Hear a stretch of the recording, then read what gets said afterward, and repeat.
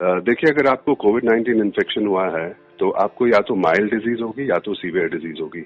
अगर आपको mild disease है तो आपको अथॉरिटीज जो गवर्नमेंट के डॉक्टर्स हैं जो देख रहे हैं इस बीमारी को, वो आपको घर पे भी रख सकते हैं, या तो अगर उन्हें लगा हॉस्पिटलाइज करना है तो हॉस्पिटलाइजेशन यूजुअली सीवियर केसेस के लिए है और उन्हें भी यूजुअली वार्ड में रखा जाता है। बट अगर बहुत ज्यादा कॉम्प्लिकेशंस हो, निमोनिया हो, ऑक्सीजन की जरूरत हो तो आईसीयू में भी रख सकते हैं। रही बात ट्रीटमेंट की, ट्रीटमेंट दोनों की सिम्टोमेटिक है, इसके अगेंस्ट कोई स्पेसिफिक ट्रीटमेंट नहीं है। सिम्टोमेटिक ट्रीटमेंट है, यानी अगर आपको बुखार है तो बुखार की दवा देनी है, खांसी है तो खांसी की दवा देनी है। तो अगर आप घर पे हो तो आपको अलग से एक आइसोलेशन रूम में रखा जाएगा जिधर कोई भी एंटर नहीं करना चाहिए, और जो भी अंदर आ रहा हो कमरे के उसे मास्क वगैरह इक्विपमेंट लगाना चाहिए पर्सनल प्रोटेक्शन के लिए। और आपके जो बर्तन है जिसमें आप खाना खा रहे हैं, आपके जो कपड़े हैं वो एकदम अलग से धुलने चाहिए। किसी भी आदमी को एंट्री नहीं होनी चाहिए अंदर आपके कमरे में। आपके आसपास की जो सरफेसेस हैं उसे साफ कर लेना चाहिए, सैनिटाइज करना चाहिए, और जो आदमी आपके साथ कांटेक्ट में है उसे भी सोशल डिस्टेंसिंग मेंटेन करनी चाहिए, कम से कम 3 फीट की। ट्रीटमेंट वही है, सिम्टोमेटिक।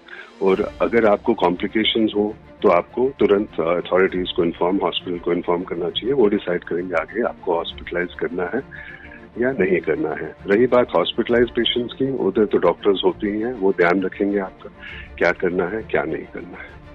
एक बार संक्रमण होने के बाद क्या ये दूसरी बार भी हो सकता है?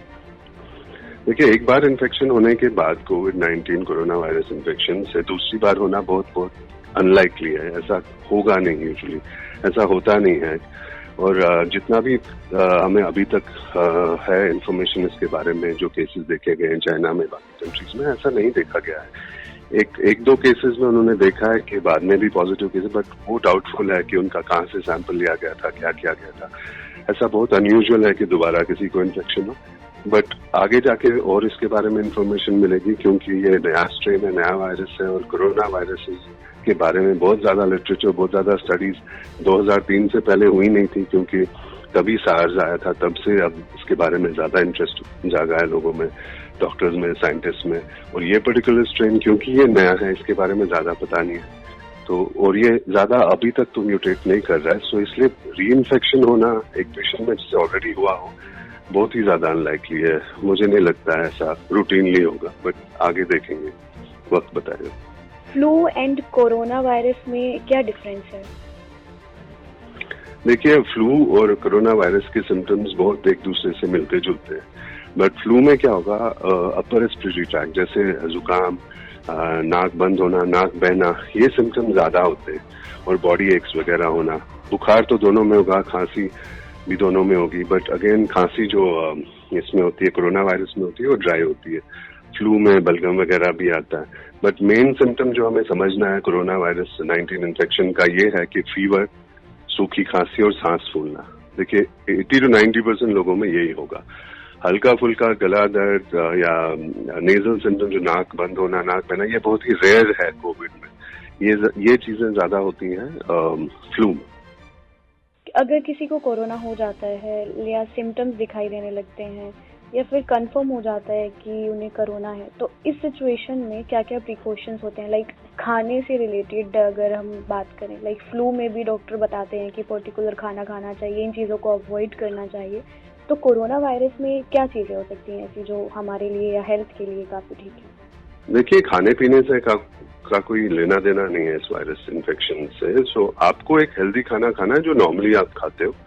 आप वेज नॉन वेज जो मर्जी वो खा लें। ऐसा नहीं कि नॉन वेज खाने से इन्फेक्शन होता है, ये भी गलत है। हाँ, वेजिटेरियन लोग जो है हाई प्रोटीन डाइट खाना चाहिए, मिल्क प्रोडक्ट्स लेने चाहिए, फ्रूट्स वेजिटेबल्स सभी को खानी चाहिए, और बैलेंस डाइट, नट्स वगैरह। और नॉन वेजिटेरियंस को भी एक बैलेंस डाइट, प्रोटीन वगैरह, चिकन, फिश सब खा सकते हैं, वो भी फ्रूट्स वेजिटेबल्स। एक बैलेंस डाइट होना चाहिए। डाइट का इससे कोई लेना देना नहीं है। आपका डाइट अच्छा होगा तो आपकी इम्यूनिटी बेटर होगी, आपकी इम्यूनिटी बेटर होगी तो आप किसी भी इन्फेक्शन से लड़ सकते हैं। अगर पुलिस वाला, सब्जी वाला, पानी वाला, न्यूज़पेपर वाला, हॉस्पिटल स्टाफ, ग्रोसरी स्टोर, ये सब अपना बचाव कैसे करें? क्योंकि ये लोग हमेशा पब्लिक के लिए हमेशा खड़े रहते हैं, उनकी हेल्प करते हैं, तो इस सिचुएशन में उन्हें क्या करना चाहिए? देखिए, जो ये वर्क फ्रॉम होम का कल्चर है हर प्रोफेशन में नहीं हो सकता है। मैं समझता हूँ कि जैसे डॉक्टर्स है, हेल्थ केयर वर्कर्स है, न्यूज़पेपर वाले हैं या पुलिस है या जिनको जाना ही है, बाहर काम करना ही है, तो उनके लिए यही एडवाइस है कि वो एटलीस्ट मास्क पहने जब वो क्राउडेड जगहों पर है, सोशल डिस्टेंसिंग मेंटेन करें, एक दूसरे से कम 3 फीट की डिस्टेंस पे रहे और हैंड सैनिटाइजर्स यूज करें, जेब में एक हैंड सैनिटाइजर रखें जो वो बार बार कम से कम 10 बार दिन में यूज करें हाथ साफ करने के लिए। किसी भी सरफेस को जो पोटेंशियली इन्फेक्टेड हो, जिसपे वायरस लगा हो या किसी ने टच किया हो या सस्पेक्टेड जगह पर गए हो कहीं, तो उसको हाथ लगाने के बाद हाथ साफ करें।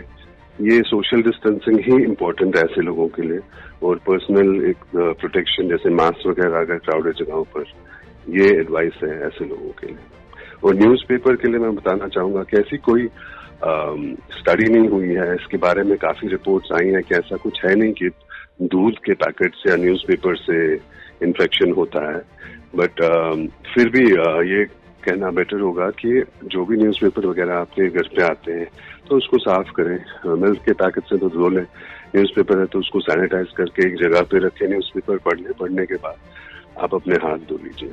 बट ऐसा कुछ अभी तक कोई ऐसा प्रूफ हमारे पास नहीं है कि न्यूज़पेपर या मिल्क पैकेट से इन्फेक्शन फैलता है, सो उसको लेके ज्यादा परेशान होने की कोई जरूरत नहीं है। या तो वो ई पेपर पढ़ ले, ऑनलाइन न्यूज़पेपर भी पढ़ सकते हैं।